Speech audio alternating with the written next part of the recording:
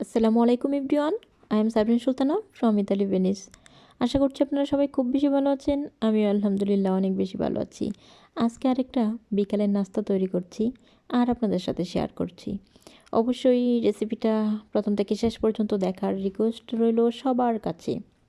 তৈরি করছি potato cheese ball. আর এই পটেটো চিজ বল তৈরি করতে আমার লাগবে একটা একটু লার্জ সাইজের পটেটো। দেখতেই পাচ্ছেন আমি এরকম একটা সাইজের পটেটো নিয়ে নিয়েছি।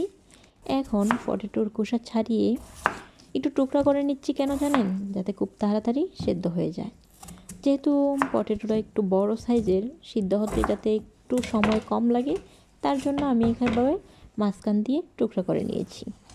এখন আমি এটাকে খুব ভালোভাবে ধুয়ে সিদ্ধ করতে দেব। পটেটোটা সিদ্ধ হয়ে এলেই আমরা চলে যাব বাদ বাকি কার্যক্রমে। এখন আমি এটাকে সিদ্ধ বসিয়ে দিয়েছি, আর সিদ্ধ হতে বেশিক্ষণ লাগে নাই, যেহেতু আমি টুকরো করে দিয়েছি। এখন এই যে দেখতে পাচ্ছেন খুব ভালোভাবে সিদ্ধ হয়েছে। নিলাম তো একটা বড় সাইজের পটেটো। আর আমার যা যা ইনগ্রেডিয়েন্টস লাগবে সেগুলো আপনাদের সাথে পরিচয় করে দিচ্ছি। এটা হচ্ছে ব্রেডগ্রাম, আর চিজ তো অবশ্যই লাগবে, মোজারেলা চিজ। নিয়েছি আটা, পরিমাণ মতো লবণ, আর 2টা ডিম। এর তৈরি করার প্রসেসটা কিন্তু খুব ইজি, না দেখলে বিশ্বাস করতে পারবেন না। এই যে দেখতে পাচ্ছেন সিদ্ধ করা আলুটা, এখন আলুটাকে একটু চটকিয়ে নেব। ভর্তার মতো করে নিতে হবে অবশ্যই। আর এখানে আপনি চাইলে যদি একটু ঝাল পছন্দ করেন তাহলে এই আলুটা চটকানোর সময় কিছু মরিচ অ্যাড করতে পারেন। আমি আজকে এটা মানে মরিচ ছাড়াই, ঝাল ছাড়াই তৈরি করব। ঝাল আমি পছন্দ করি, তবে আজকে দিচ্ছি না, একটু অন্যরকম ফ্লেভারের জন্য শুধুমাত্র একটু লবণ দিয়ে এই তো উপরের পুরটা তৈরি করে নিয়েছি। এখন এটাকে আলু ভর্তার মতো যে করে নিয়েছি, এখান থেকে আপনি যেমন সাইজ করতে চান আপনার এই পটেটো চিজ বলটা, ঠিক একটুখানি নিয়ে নেবেন ভর্তা। তারপর কি দিবেন? দিয়ে দিবেন চিজ। খুব অল্প পরিমাণেই দিতে হবে, কারণ আমি খুব বড় করব না বলটা, আবার ছোটও করব না, আমি একটু মিডিল রাখতে চাচ্ছি। এই তো মানে চিজ বলটা আপনি কেমন রাখবেন সেটা তো আপনার পছন্দের উপর নির্ভর করবে। আমি মিডিল রাখতে চাচ্ছি। এই দেখেন 2 হাতের ভিতর নিয়ে চিজটা ভালো করে দিয়ে মুখটাকে আটকিয়ে এভাবে ঘুরিয়ে ঘুরিয়ে আপনি বল তৈরি করে নিতে পারেন।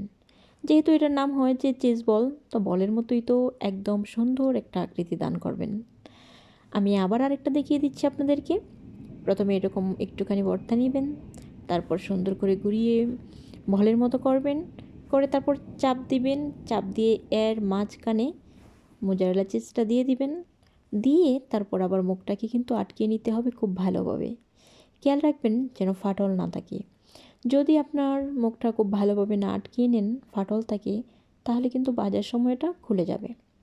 সেমভাবে হাতের তালুতে নিয়ে ঘুরিয়ে ঘুরিয়ে সব কয়টা বল আমি এইভাবে বানিয়ে নিয়েছি। দেখতেই পাচ্ছেন আমার সব কয়টা বল বানানো শেষ। এখন চলে যাব এগুলোকে ফ্রাই করতে। তেল তো অবশ্যই দিয়ে দিলাম কড়াইতে। এদিকে তেলটা আমি একটু বেশিই দিলাম যাতে ডুবো তেলে ভাজি। আর একটা ছোটো কাজ রয়েছে, তেলটা গরম হতে হতে আমরা সেই কাজটা কমপ্লিট করে ফেলবো। দেখতে পাচ্ছেন 2টো ডিম নিয়েছিলাম, আর একটু সাথে কিন্তু ময়দা দিয়ে একটু লবণ দিয়ে ডিমটাকে ফাটিয়ে নিয়েছি। আর সাথে নিয়েছি ব্রেডগ্রাম। ডিমের ভিতর প্রথমে বলটাকে দিয়ে তারপর আবার ব্রেডগ্রামে গড়িয়ে গড়িয়ে সব কয়টাকে আমি একসাথে, মানে ডিম তারপর ব্রেডগ্রাম, ডিমে চুবাবো তারপর আবার ব্রেডগ্রামে গড়াবো।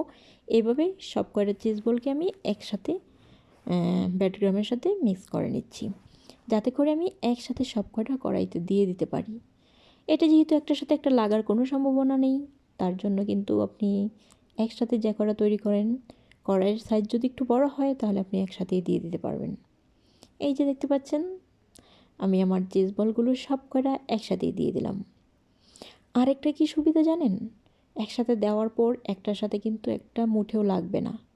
আর দেখা যাচ্ছে যতটুকু এখন আমি চিজ বলটা তৈরি করে নিয়েছি, আর একটু কিন্তু ফুলবে, ফোলার পর আর একটু বড় হয়।